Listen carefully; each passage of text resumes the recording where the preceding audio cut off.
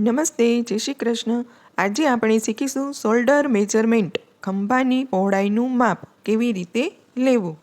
આપણે દરેક પ્રસંગ અને તહેવારો પર રનિંગ ફેશન પ્રમાણે અલગ અલગ લેન્થ અને પેટર્નના ગારમેન્ટ પહેરતા હોઈએ છીએ.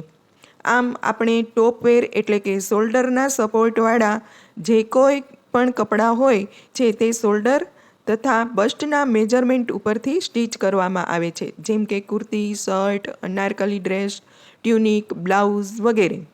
જ્યારે બોટમ વેર એટલે કે કમરના સપોર્ટવાળું કોઈ પણ ગારમેન્ટ હિપના મેજરમેન્ટ ઉપરથી બનાવવામાં આવે છે, જેમ કે half pant, full pant, palazzo, skirt, kurti pant, leggings વગેરે. પરંતુ ખરીદેલા કપડાં રેડીમેડ હોય, બ્રાન્ડેડ હોય કે પછી સ્ટીચ કરેલા હોય, સુંદર અને આકર્ષક તો જ દેખાય જો બરાબર ફિટિંગ થયેલા હોય, ના વધારે લૂઝ હોય, ના વધુ ટાઈટ હોય, ખરું ને? તો સારા ફિટિંગ માટે સાચા મેઝરમેન્ટની જરૂર પડે. તો આપણે શીખીશું કે શોલ્ડર મેઝરમેન્ટ કેવી રીતે અને શા માટે લેવું જોઈએ. શોલ્ડર એટલે બંને ખંભાની હાડકીથી હાડકી સુધીનું માપ, જેને શોલ્ડર ટીપ પણ કહેવાય છે.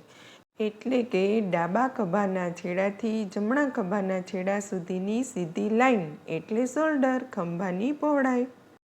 ખંભો અને હાથ જ્યાં જોડાય છે તે જગ્યાએ બહાર નીકળેલો પોઈન્ટ એટલે કે હાડકી, તેને શોલ્ડર ટીપ કહેવાય છે. ટેપ હંમેશા આ પોઈન્ટ ઉપર જ રાખવી. માપ લેતી વખતે ધ્યાનમાં રાખવાની બાબતો: વ્યક્તિને સીધી ઊભી રાખવી, ટેપ સીધી અને સપાટ હોવી જોઈએ, આડાઅવળી ટેપ ન થવી જોઈએ.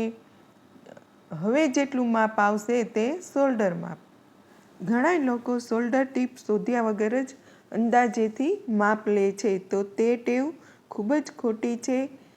શોલ્ડરનું માપ હંમેશા શોલ્ડર ટીપ શોધ્યા પછી જ માપ લેવું જોઈએ. હંમેશા યાદ રાખો, સાચું માપ એટલે સુંદર ફિટિંગ.